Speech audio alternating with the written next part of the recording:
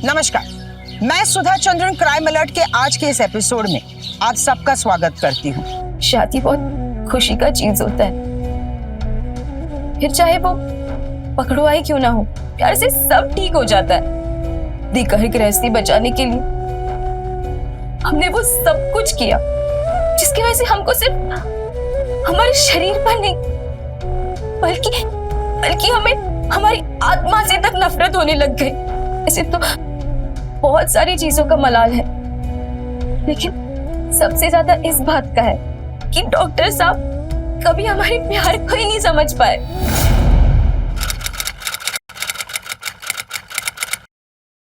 अहम बुरा होता है जिससे इत्तेफाक काफी लोग रखते हैं, लेकिन सच बात यह भी है कि असल में इस पे अमल बहुत कम लोग करते हैं। आज की इस कहानी में दो अहंकारियों के बीच अहम यानी कि अहंकार की एक ऐसी लड़ाई देखेंगे जिसमें एक निर्दोष लड़की पिस गई।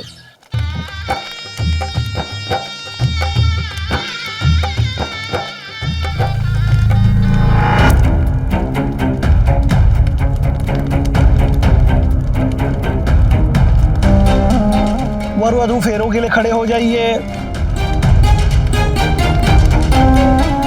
अरे क्या खाते हो ससुरा तुम लोग? डॉक्टर बाबू उठ नहीं रहेगा तुमसे? ये प्यार से मानने वाले मेहमान होते तो ये सब करने की नौबत ना आती।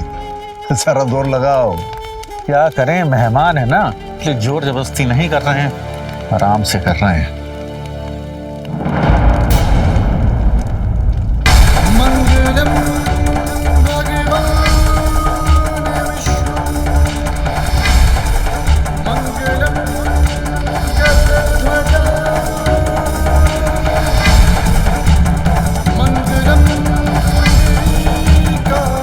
वर अब वधू को मंगलसूत्र पहनाएं। मंगलम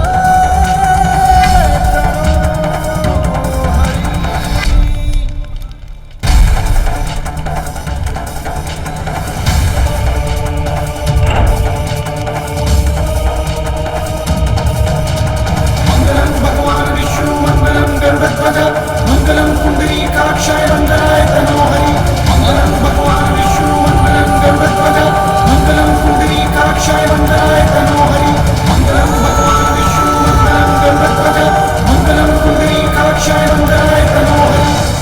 आज से आप पति पत्नी हुए, अपने बड़ों का आशीर्वाद लीजिए। सदा सुखी रहो।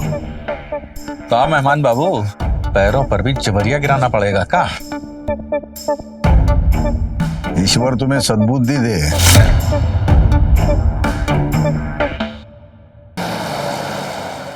अरे तुम हॉस्पिटल स्टाफ हो, तुम्हें नहीं पता प्रकाश कहाँ है? सर वो शाम को ही निकल गए थे और वापस नहीं आए, तो हम कैसे बता सकते हैं? आप डॉक्टर सिन्हा जी को कॉल करके देख लीजिए ना।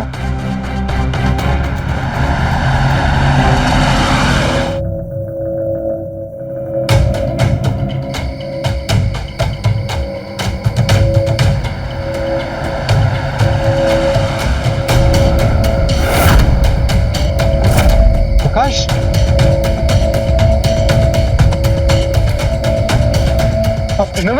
प्रभा, गाड़ी में प्रकाश है।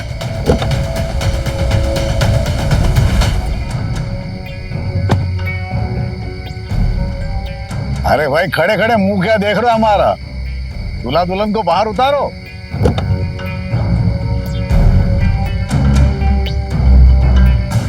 ये है दूल्हे राजा। अरे भाई हमारी बिटिया को भी बाहर निकालो। आओ बेटा आओ।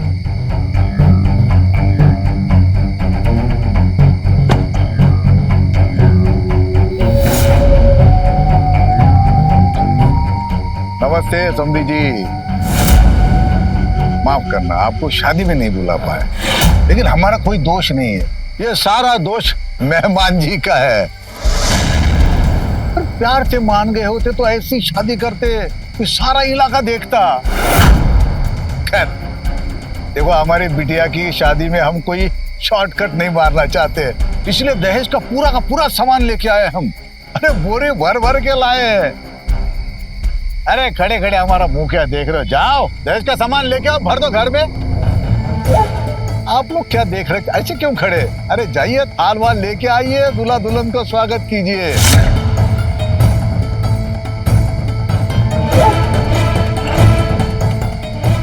जानते हैं, हम जानते हैं कि आपको पूरी तैयारी नहीं है। हम तो पूरी तैयारी के साथ आए हैं। लाते हैं। अरे भाई लाओ, वो थाल लेके आओ आरती का।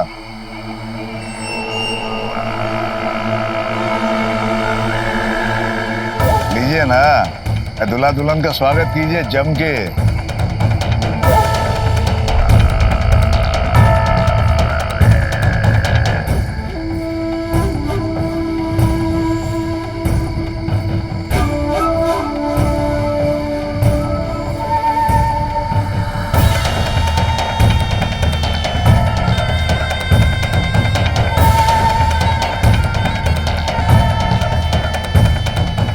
अरे जाओ बेटा जाओ, खुश रहो।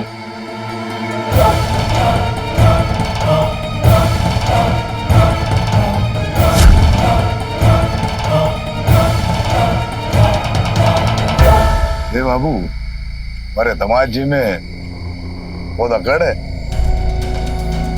आपके बेटा जी को बता देना, ये अकड़ उतार के फेंक दे। अब जो भी हुआ है उसे मान लो, अच्छा होगा, है ना? वो क्या है, ये हमारी इकलौती बिटिया है। अगर हमारी बिटिया को कोनो दर्द हुआ, कोनो तकलीफ हुई, यह समझ लेना कि तुम्हारी परिवार की तकलीफों का कोई अंत नहीं होगा। चलिए, अब हमें आज्ञा दीजिए।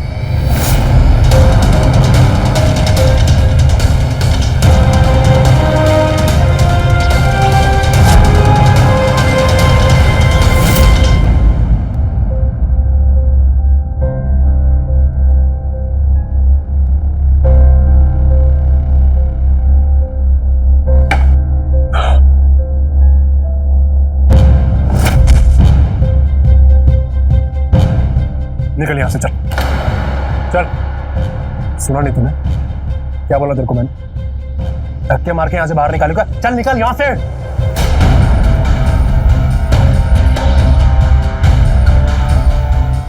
जो हो गया वो हो गया।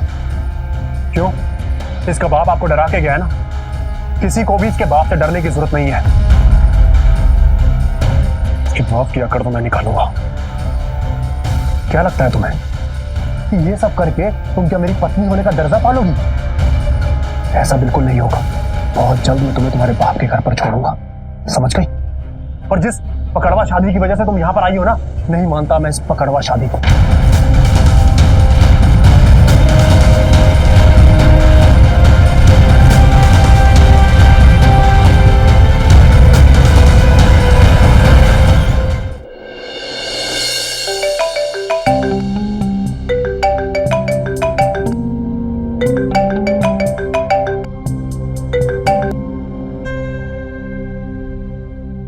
हाँ माँ, प्रणाम।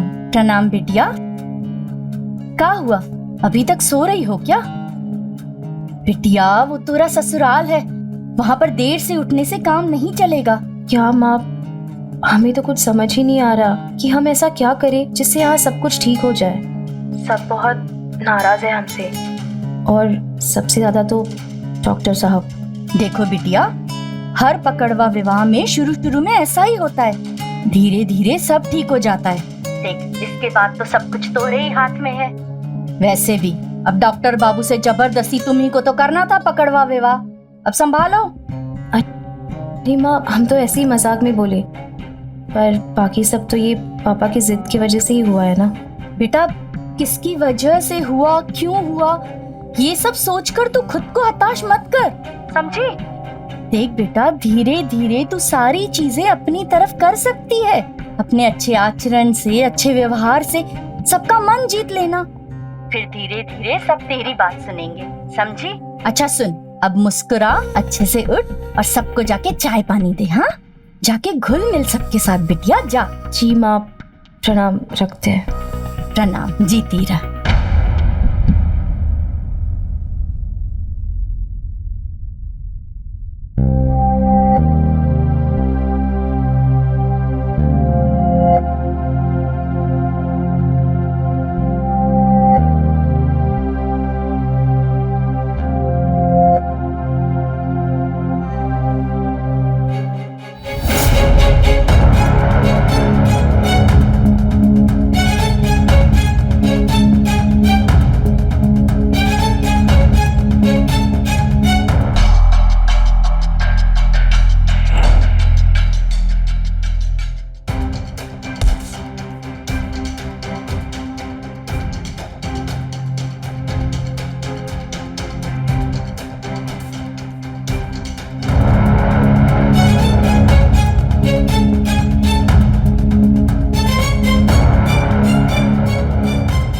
सुनिए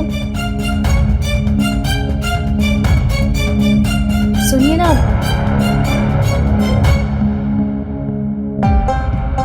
तुम यहाँ क्या कर रही हो?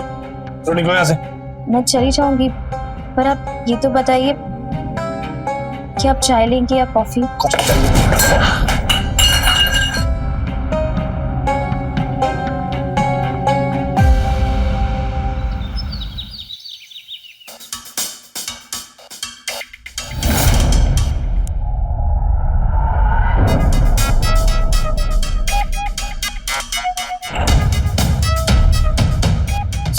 सर मुझे एक रिपोर्ट दर्ज करवानी है।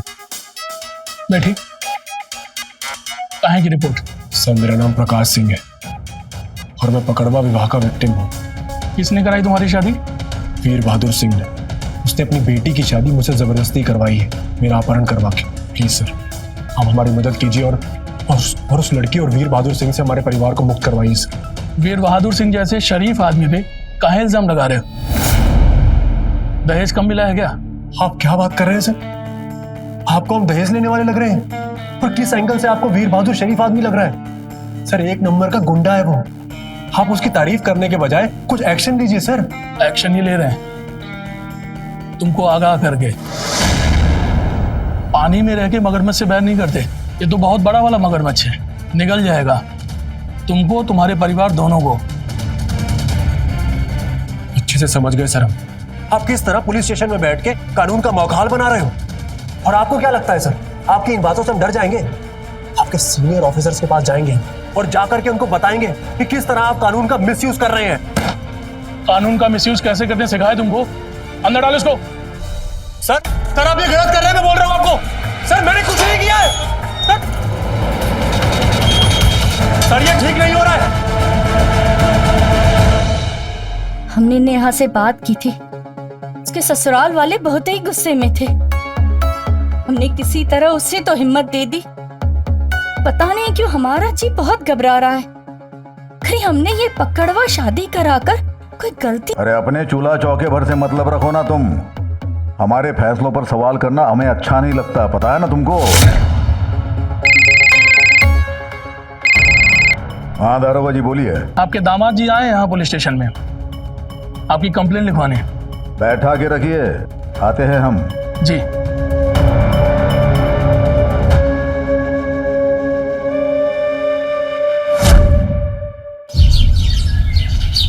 अरे दरोगा जी ये क्या हालत बना रखी हमारे मेहमान की। इनको हवालात में क्यों बंद कर रखा है? बाहर निकालिए उन्हें। अरे संकोचिए नहीं, आइए आइए। हाँ आपका ऊपर का माला खाली है क्या? घर की बात को पुलिस थाने लेके आए और क्या हुआ? आप ही अंदर बंद हो गए।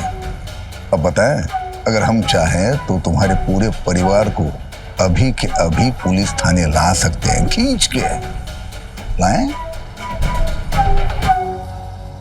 तुम्हें क्या लगता है तुम्हारी इन बातों से हम डर जाएंगे? डरने वालों में से नहीं है हम, समझे? डरते तो तुम्हारे बाप भी है हमसे, क्योंकि उनको हमारी ताकत का अंदाजा है, तुमको नहीं है। विलायत से आया हो ना, तुमको भी अंदाजा हो जाएगा।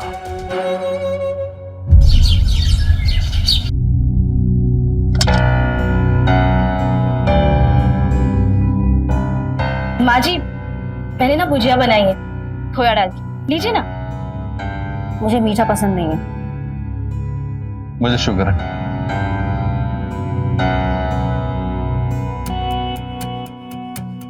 प्रभात बाबू आप लीजिए ना, बहुत अच्छे बने। अच्छा, मुझे भी बहुत अच्छा लगेगा जब मैं तुझे यहाँ से बाहर निकालूंगा। तुम्हारे बाप में इतना दम है क्या रे बबुआ?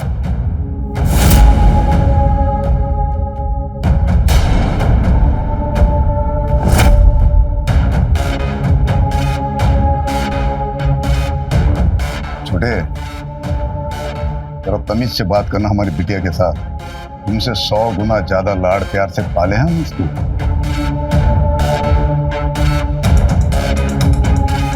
जीते रहो बेटा। लोग तुमको परेशान तो नहीं कर रहे ना?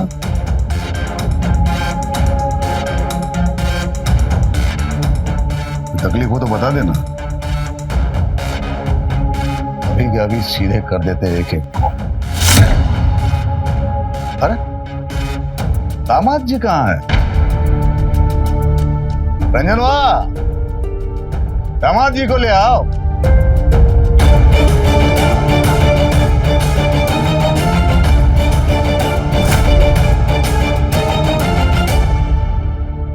अब देखो कैसा लग रहा है, पूरा का पूरा फैमिली है ना। हम लोग सोच रहे हैं दामाद जी चुप क्यों हैं? अभी इनको छुड़ा के लाए थाने से। वो तो हमारे खिलाफ रिपोर्ट लिखवाने गए थे। क्या है अजय बाबू, आपका मेंढक नंबर 1 और मेंढक नंबर 2, ये दोनों मेंढकों को समझाइएगा, ये थाना पुलिस स्टेशन जाके रिपोर्ट लिखवाना, चक्कर काटना ये बंद कर दो। अगर हम पुलिस स्टेशन के चक्कर कटवाने पे उतरे हैं, सबके सब सड़ोगे जेल में। बेटा, अरे ये तो सब अपने ही लोग हैं, इस घर को अपना ही घर समझना, इनसे भी ज्यादा अपने बाप का घर समझना। चलते हैं, नमस्ते।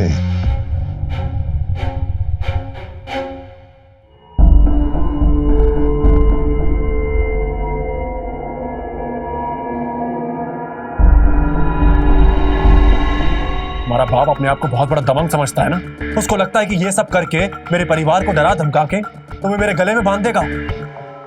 तो ये उसकी और तुम्हारी गलतफहमी है, समझ गई तुम? कभी हासिल नहीं कर पाओगी तुम मुझे।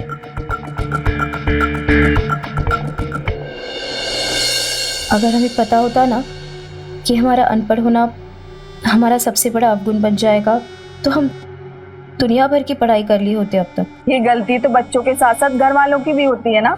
कभी कभी ना भगवान जी आदमी के मुंह से अपना भविष्य बुलवा देते हैं। तुमको याद है जिस दिन डॉक्टर साहब हमें पहली बार मिलने आए थे,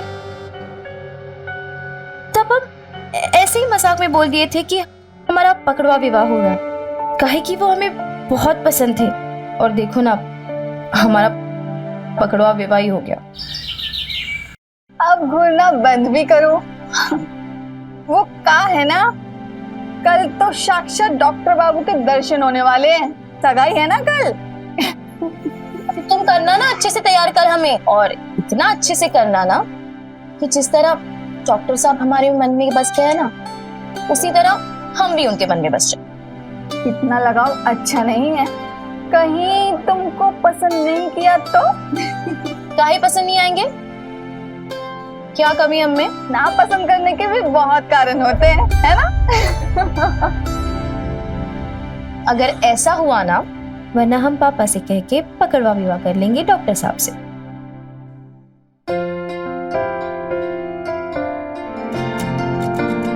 अरे नहीं बेटा, मेरे पास बैठ।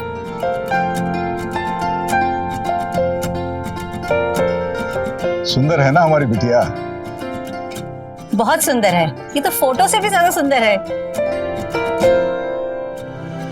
कैसी लगी बेटा? देर किस बात की, चलो छेका कर लेते हैं। हाँ। अरे अंकल जी, इतनी भी क्या जल्दी है? क्या मैं आपकी बेटी से 2 मिनट अकेले में बात कर सकता हूँ? हाँ हाँ मेहमान जी, आप मन की तसल्ली कर लीजिए। बेटी, इन्हें छत पे लेके अब मैं अमेरिका में रहा हूँ, वहां मैंने अपनी पढ़ाई करी है, गर्लफ्रेंड तो मेरी थी वहां पे। लेकिन तुम बताओ कि तुम्हारा कोई? नहीं नहीं, कभी नहीं। हमने तो पहले ही सोच लिया था, हम जिससे मन लगाएंगे ना उसी से शादी करेंगे। वाह, वेरी इंप्रेसिव। वैसे एक बात बताओ, तुम्हारी एजुकेशन कौन सी यूनिवर्सिटी से हुई? वो क्या होता है? मतलब तुमने पढ़ाई कहाँ तक की है? हाँ हाँ पढ़े हैं ना, हम पूरी 5वीं कक्षा तक पढ़े हैं। अव्वल नंबर आए थे पूरे गांव में, और पापा ने तो पूरे गांव में भोज भी दिए थे। काफी कुछ। मम्मी चले हम लोग। क्या हुआ? मुझे रिश्ता मंजूर नहीं है।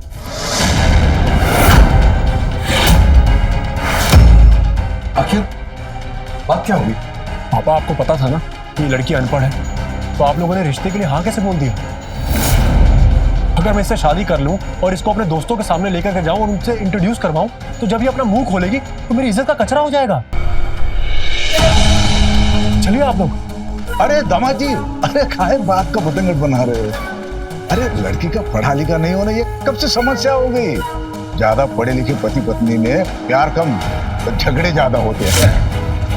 आप ये सब पाठ मुझे मत पढ़ाइए, और वैसे भी आपको क्या फर्क पड़ता है? आपके लिए तो काला अक्षर भैंस बराबर। मुझे ये शादी नहीं करनी।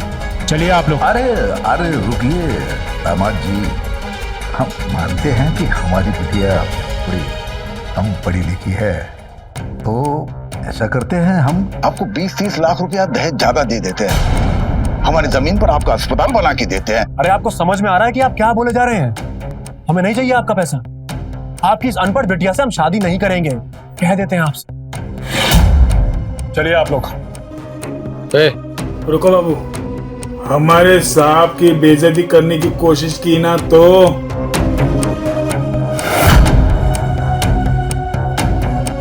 क्या करोगे? मारोगे हमें? मारो। जिगर चाहिए मारने के लिए, समझ गए?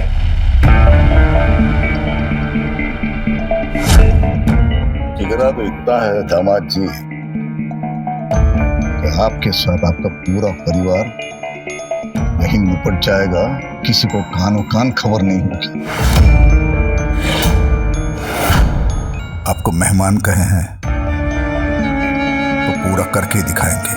आपको जो करना है ना वो कर लेना। चलिए।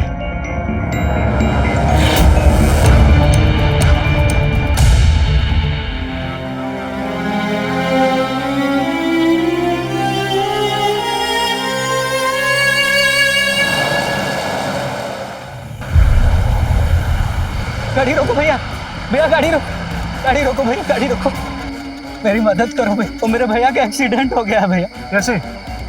एक गाड़ी वाले ने टक्कर मार के चला गया। ये भैया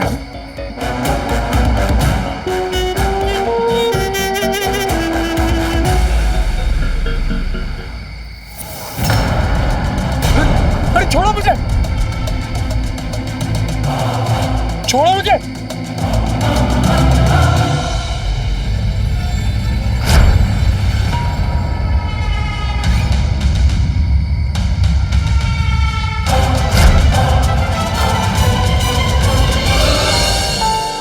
जानती हो, हम शादी के लिए मना किए थे, बहुत बोले, पर कोई हमारी बात नहीं माना। माँ ने तो कहा कि प्यार से सब कुछ ठीक हो जाएगा,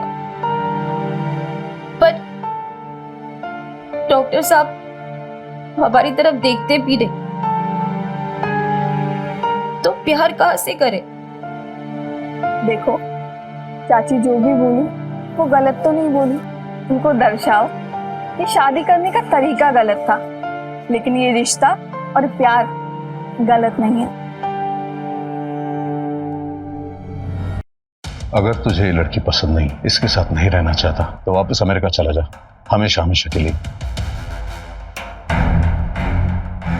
लेकिन उस वीर बहादुर को क्या बोलेंगे हम? अरे बोल देंगे ना कि भैया किसी को भी बिना बताए भाग गए, क्योंकि वो शादी से खुश नहीं थे, बस। और एक बार तू वापस चला गया तो वीर बहादुर कब तक अपनी बेटी को याद रखेगा? चुपचाप खुद ही वापस ले जाएगा। धीरे धीरे ये कहानी खत्म हो जाएगी।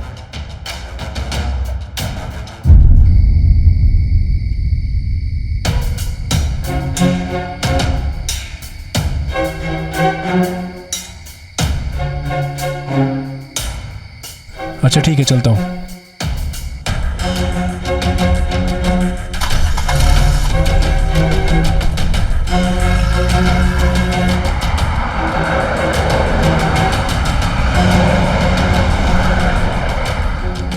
मम्मी जी, ये इस वक्त कहाँ चले गए?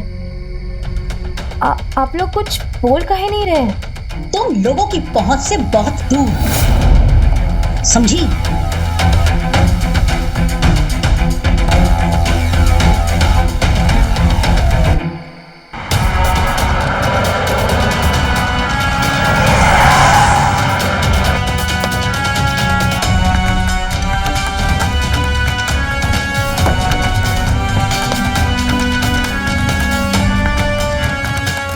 अरे मेहमान जी,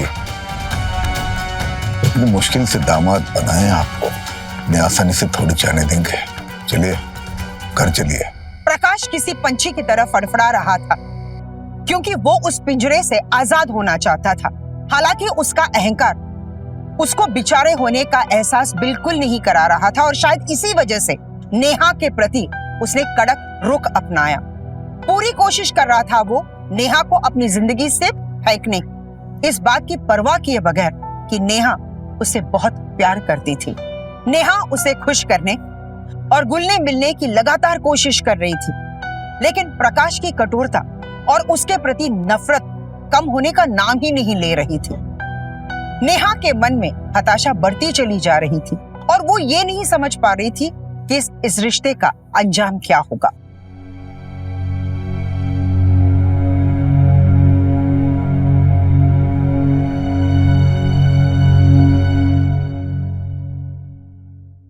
हाँ हुआ, असमंजस में पड़ गए हो क्या? खैर छोड़िए।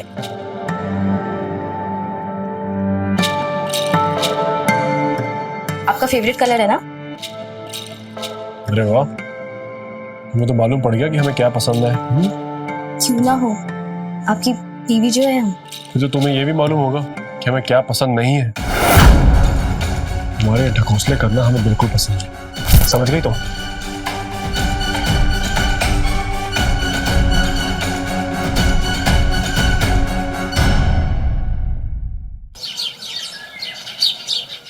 बैठो,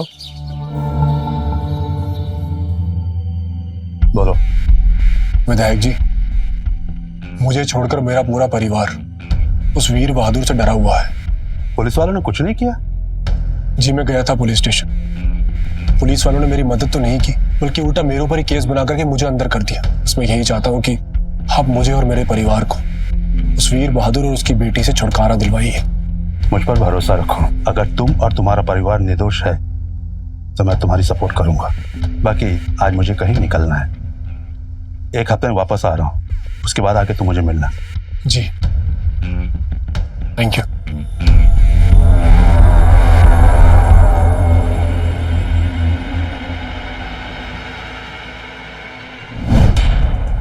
वीर बहादुर बाबू, आप समझ नहीं रहे। विधायक जी बाकी नेता लोग जैसे नहीं हैं। अगर आपका दामाद और उसके परिवार वाले सच में निर्दोष हैं तो विधायक जी उन्हीं का साथ देंगे। रोकिए अपने दामाद को और उसके परिवार वालों को भी, ताकि वो दोबारा विधायक जी से न मिलने ना पाए। नहीं तो आप समझ ही रहे हैं।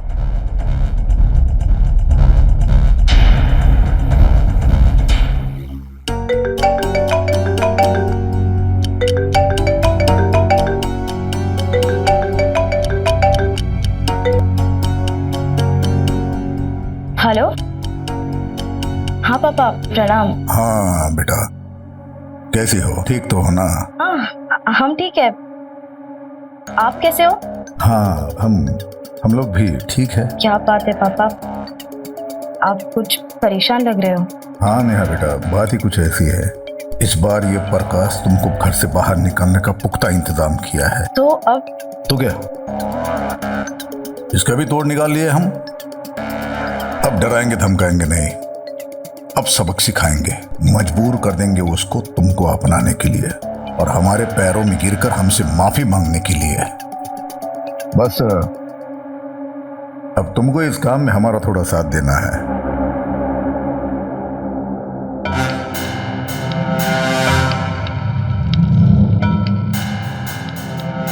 पर पापा, इससे तो बात और भी बिगड़ सकती है ना। जितना बोला जाए उतना करो। जी प्रणाम।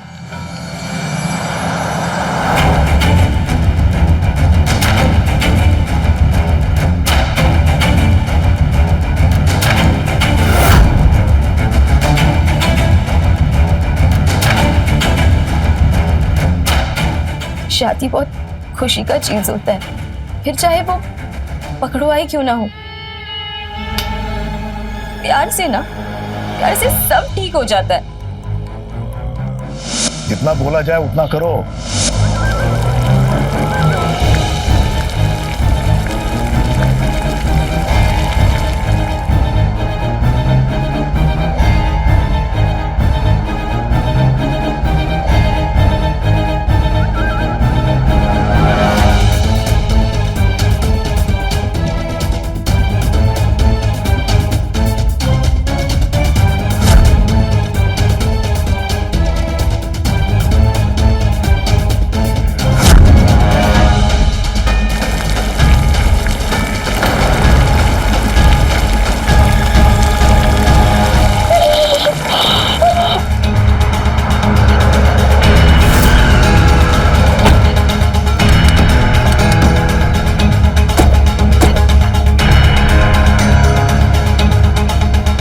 अजय बाबू,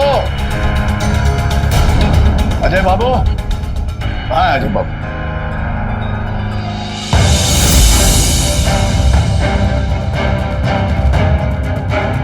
ये है वो कमीना, गिरफ्तार कर लीजिए इसे। किया क्या हमने? जी बेटी के साथ जुल्म कर रहा है, पूछ रहा क्या किया। वीर बहादुर जी आप छोड़िए, मैं देख लूंगा प्लीज। सर हमने इनकी बेटी के साथ कुछ नहीं किया है। अभी मालूम। नेहा, नेहा,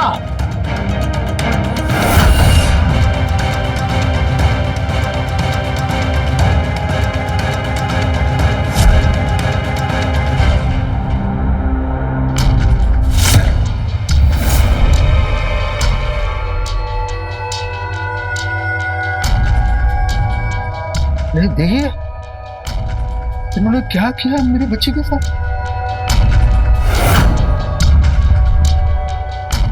किसने किया ये सब? बोलो बेटा, बोलो। ससुर जी ने।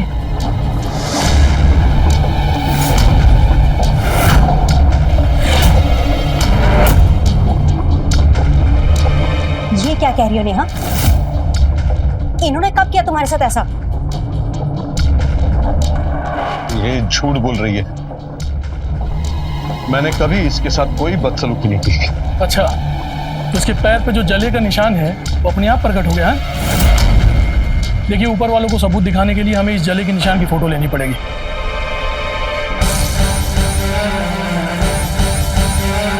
लेके चलो इसको। चल। कहाँ ले जा रहे हैं? कहाँ ले जा रहे हैं? छोड़े, अरे छोड़े मेरे पापा को।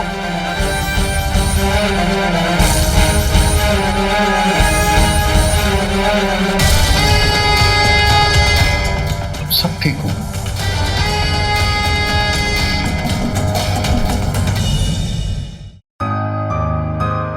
एक पत्नी के तौर पर ना सही, लेकिन एक इंसान के तौर पर मुझे तुम्हारे से हमदर्दी हो रही थी। लेकिन गलत था मैं, बिल्कुल गलत। तुम हमदर्दी के लायक हो ही नहीं। और मुझे अच्छे से मालूम है मुझे कि ये सब क्यों हो रहा है। ये सब इसीलिए हो रहा है ना ताकि मैं अपने कदम पीछे खींच लूं और तुम्हें अपने पत्नी के रूप में स्वीकार कर लूं। लेकिन ऐसा बिल्कुल नहीं होगा, क्योंकि तुम्हारे बाप को यह बात अच्छे से मालूम पड़ गई है कि अब जो मेरी पहुंच है ना वो तुम्हारे बाप के बाप जैसे आदमी तक हो गई है, जो कि बहुत जल्द तुम्हें इस घर से उठा करके उसी गंदगी में वापस फेंक देगा जहां से तुम आई थी। समझ रही हो ना मेरी बात? और एक बात अपने भेजे में डाल लो, तुम्हारे बाप के डर से मैं तुम्हें कभी स्वीकार नहीं करूंगा। समझ गई तुम? समझ जाओ।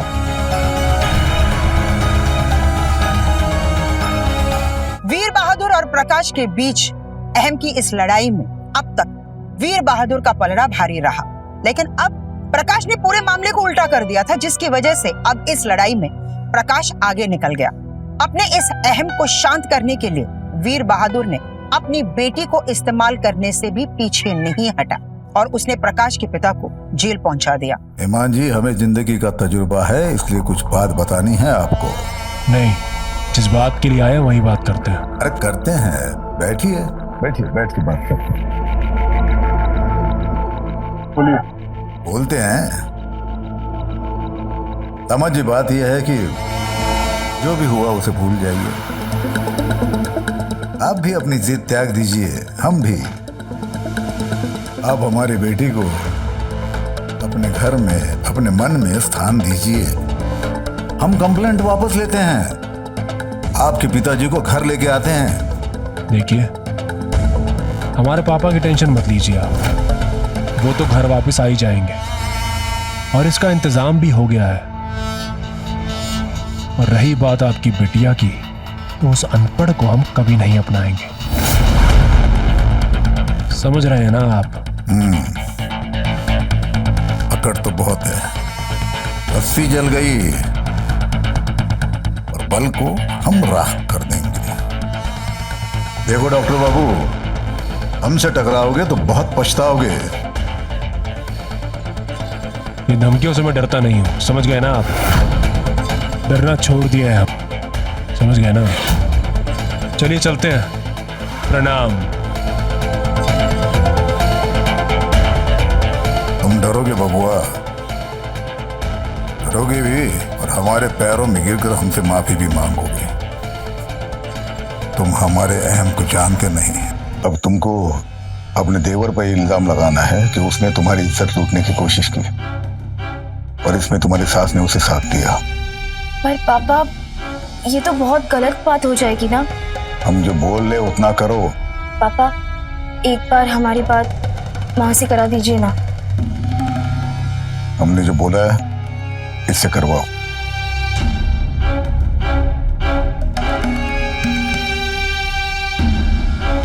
नेहा, माँ, पापा हमसे ये क्या घटिया काम करवा रहे हैं? हमको नहीं करना ये सब। बिटिया, हम सब समझ सकते हैं, लेकिन मेहमान जी नहीं समझ रहे हैं, इसलिए जो तेरे पापा कह रहे हैं वही बात मेहमान जी को मजबूर करेगी तुझे अपनाने के लिए। समझ जा बिटिया, वही कर, वैसा ही कर। हाँ,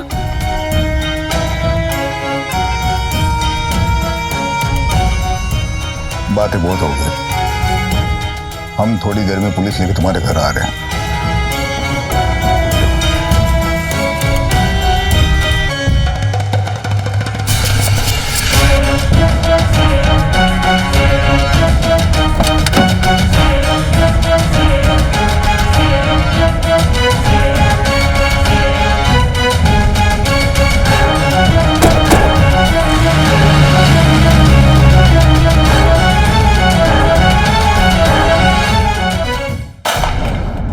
कितना गिरोगी तुम?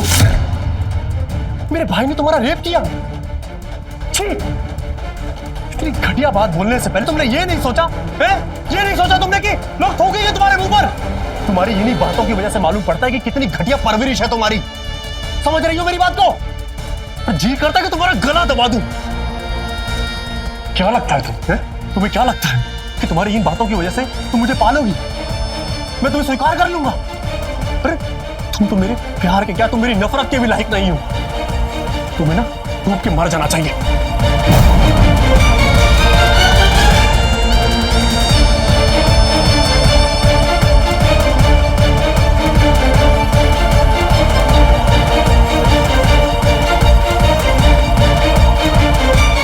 तुम तो मेरे प्यार के क्या, तुम मेरी नफरत के भी लायक नहीं हो।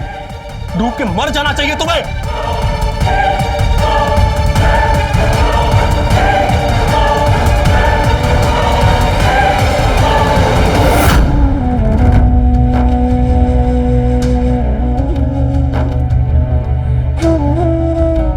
शादी बहुत खुशी का चीज होता है, फिर चाहे वो पकड़वाई क्यों ना हो।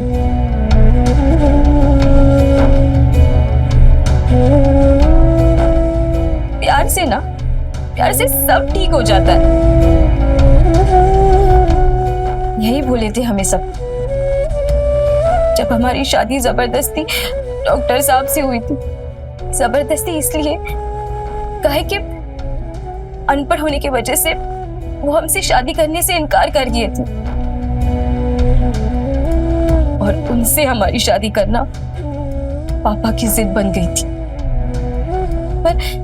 पर पापा अकेले जिद्दी नहीं थे। डॉक्टर साहब उनसे एक कदम आगे निकले। हमें घर से बाहर निकालने की जिद पे वो अड़ गए और उन दोनों की जिद और अहम की लड़ाई में हम पिस गए। अपनी घर गृहस्थी बचाने के लिए हमने वो सब कुछ किया जिसकी वजह से हमको सिर्फ हमारे शरीर पर नहीं बल्कि हमें हमारी आत्मा से तक नफरत होने लग गई। इसलिए हमने फैसला कर लिया कि अब हम इस दुनिया को छोड़ के जा रहे हैं। वैसे तो बहुत सारी चीजों का मलाल है, लेकिन सबसे ज्यादा इस बात का है कि डॉक्टर साहब कभी हमारे प्यार को ही नहीं समझ पाए। उन्होंने कभी ये कोशिश नहीं की कि शादी के बाद हमें पढ़ाकर वो अपने काबिल बना सकते थे ना। पढ़ाई जरूरी है, अगर उसकी कोई उम्र नहीं होती।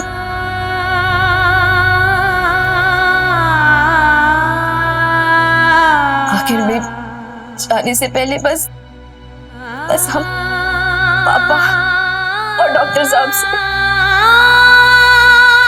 लड़ना बंद कर दीजिए, बस हो गया।